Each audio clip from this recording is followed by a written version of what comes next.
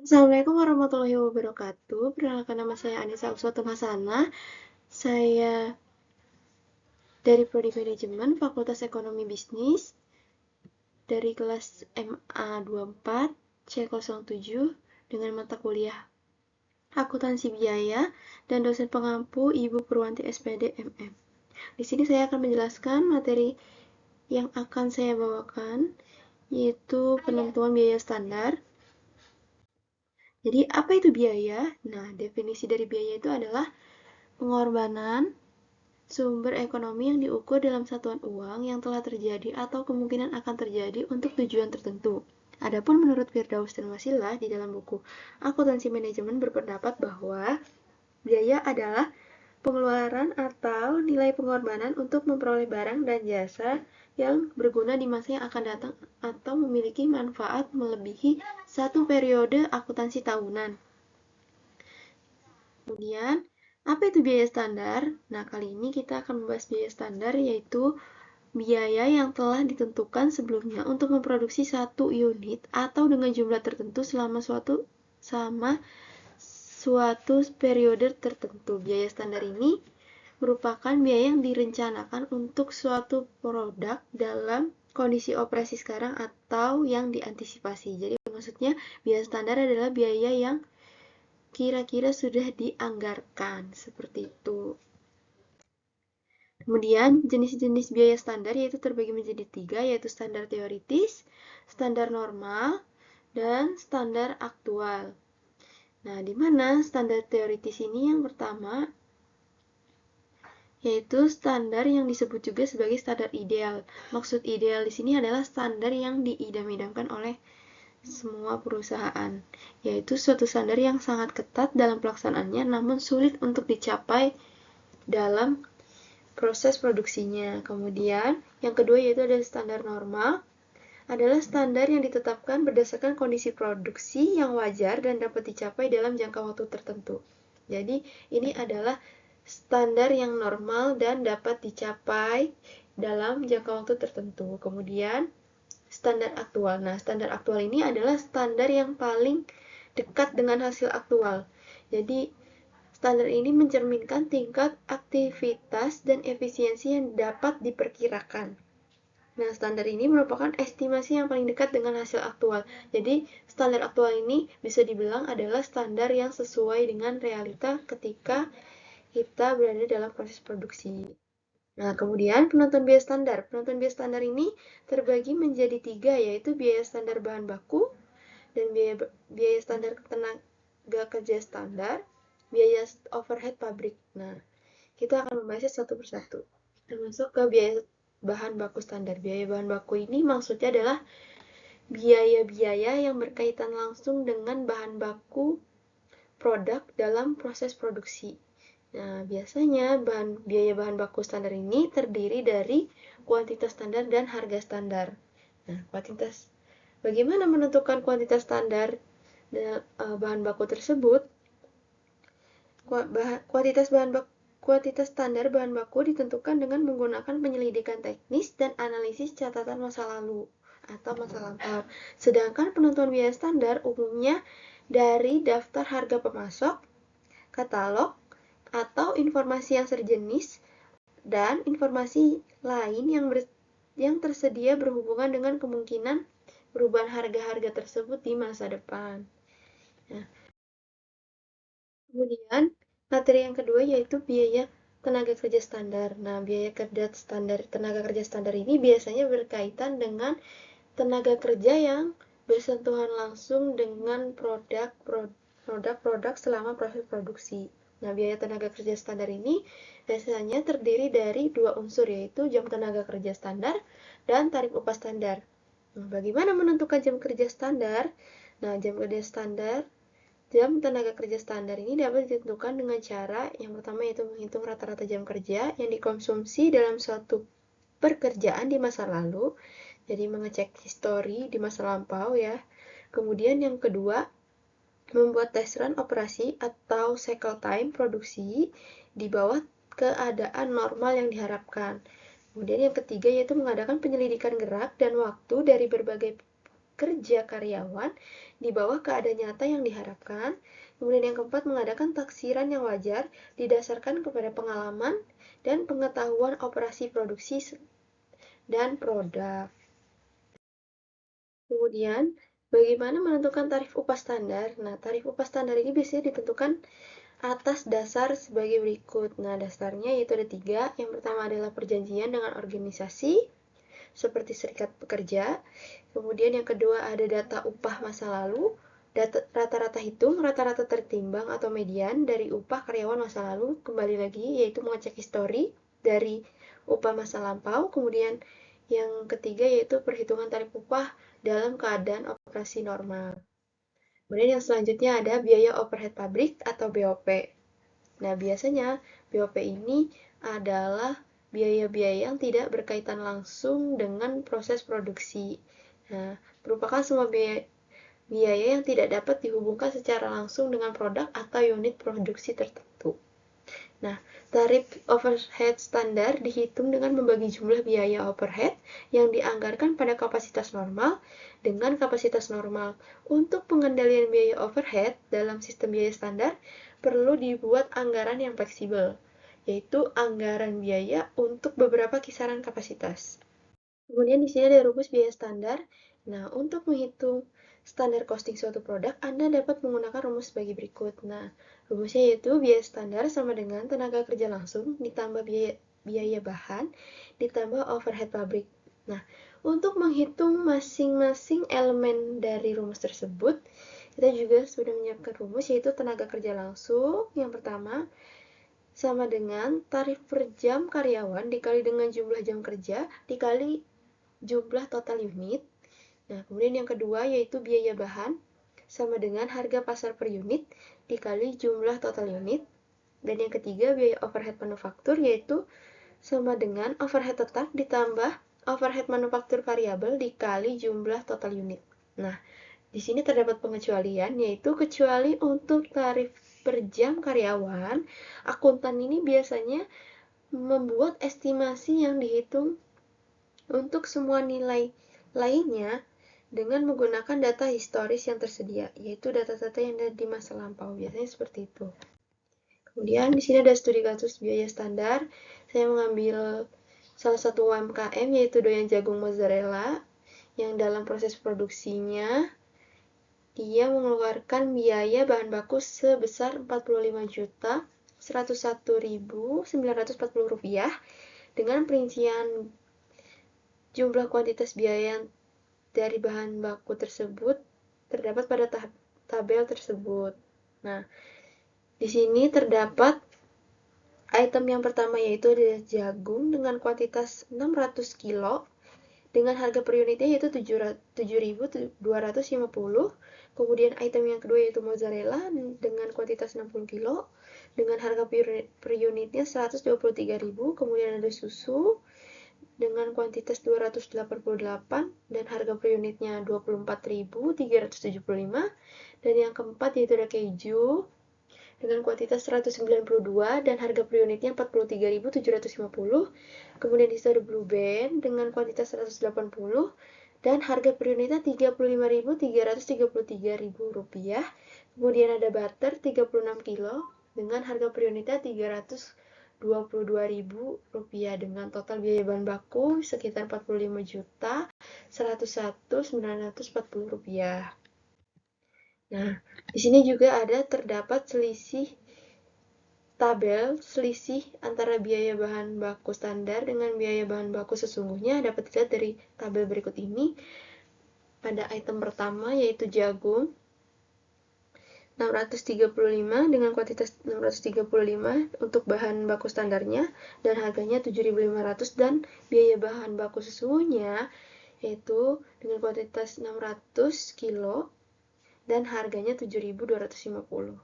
Nah, dari sini kita dapat menghitung selisih biaya bahan baku dengan menggunakan rumus the 3Y model ya. Pada kondisi di mana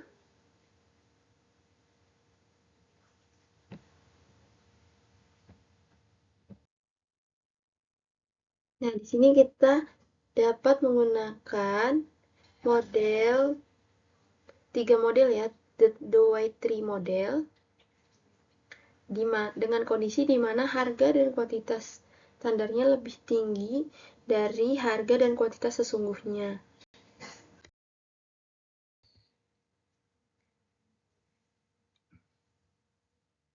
Nah, kemudian untuk menghitung selisih kuantitas, di mana kondisinya yaitu harga dan kuantitas standar lebih tinggi dari harga dan kuantitas sesungguhnya, dengan rumus yaitu SK, selisih kuantitas, sama dengan KST, kuantitas standar dikurangi dengan kuantitas sesungguhnya, kemudian dikali dengan HST, harga standar.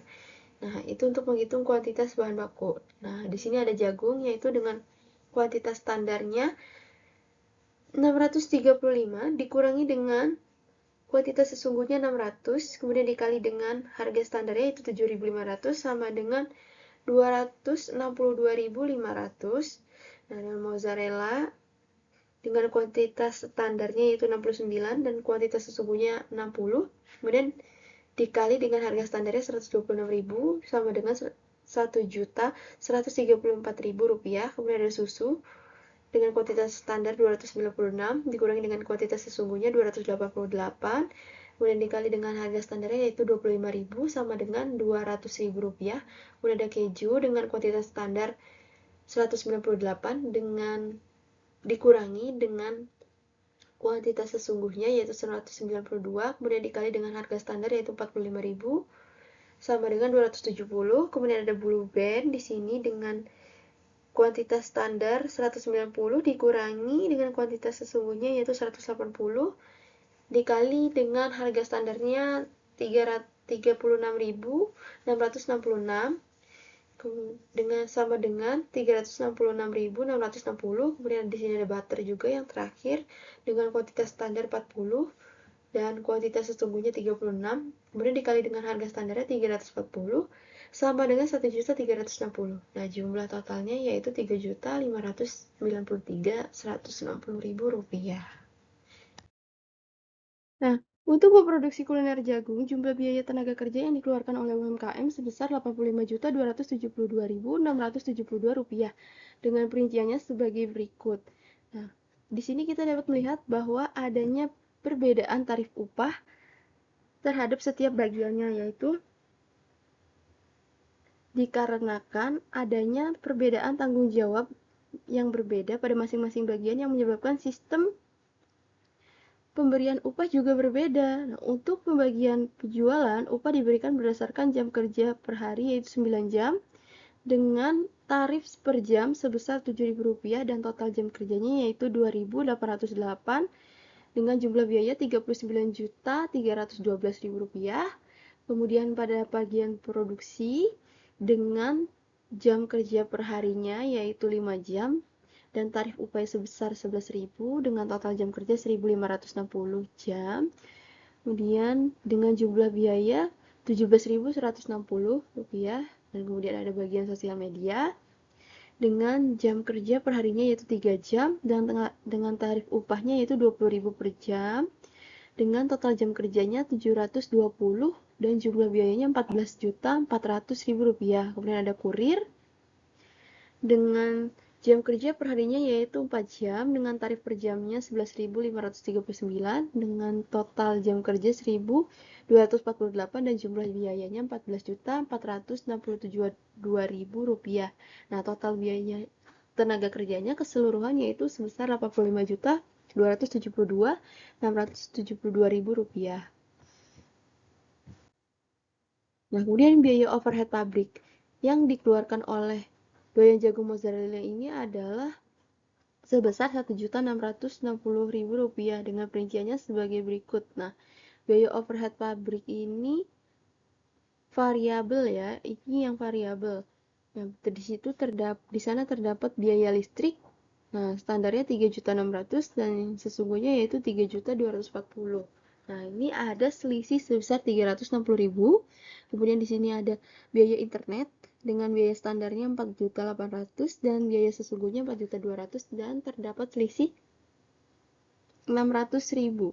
Nah, kemudian ada biaya tenaga kerja tidak langsung Di sana biaya standarnya 6 juta dan biaya sesungguhnya yaitu 5.040.000. Nah, di sini terdapat selisih juga 960.000 rupiah dengan total biaya BOP variabelnya yaitu biaya standarnya 14.400.000 rupiah, yang biaya sesungguhnya 12.480.000 rupiah dengan selisihnya yaitu 1.920 ya teman-teman.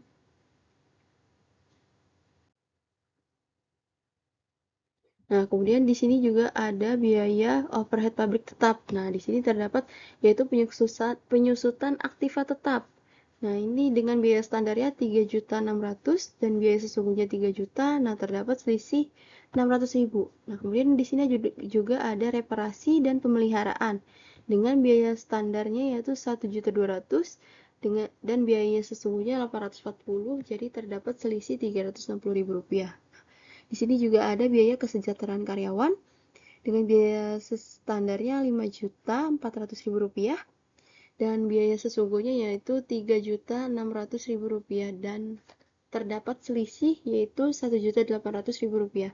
Nah, total BOP tetapnya ini yang standarnya yaitu 10.200.000 rupiah dan biaya BOP sesungguhnya 7.440.000 rupiah dan terdapat selisih 2.760.000 rupiah pada BOP tetap. Nah, kemudian total akumulasi semuanya biaya BOP. Nah, biaya standar BOP ini sebesar 24.600.000 rupiah dan biaya BOP standarnya itu 19.920.000 rupiah dan terdapat selisih sebesar 4.680. Nah, dari tabel di atas ini diketahui bahwa semua elemen biaya overhead pabrik itu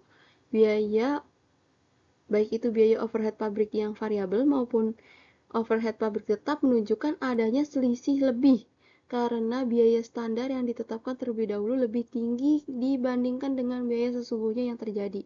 Nah, ini berarti menunjukkan bahwa pihak manajemen dalam melakukan perencanaan biaya berdasarkan pada data-data historis yang ada. Jadi berdasarkan data-data historis yang lampau. Nah, UMKM Doyan Jagung Mozzarella ini dalam menjalankan kegiatan produksinya telah menetapkan kapasitas normal yang digunakan yaitu 5.040 per jam. Tarif BOP pabrik, overhead pabrik yaitu baik yang tetap maupun yang variabel. Nah, kita dapat menghitung biaya overhead pabrik pada rumus berikut ini. Nah, untuk total biaya overhead variabel, di sini ada rumusnya yaitu sama dengan total overhead pabrik variabel dibagi dengan jam kerja pada kapasitas normal. Nah, tadi totalnya itu sebesar 12.480 untuk total overhead pabrik variabelnya. Kemudian dibagi dengan jam kerja pada kapasitas normal yaitu 5.040 sama dengan 2.476. Nah, kemudian untuk total biaya overhead tetap.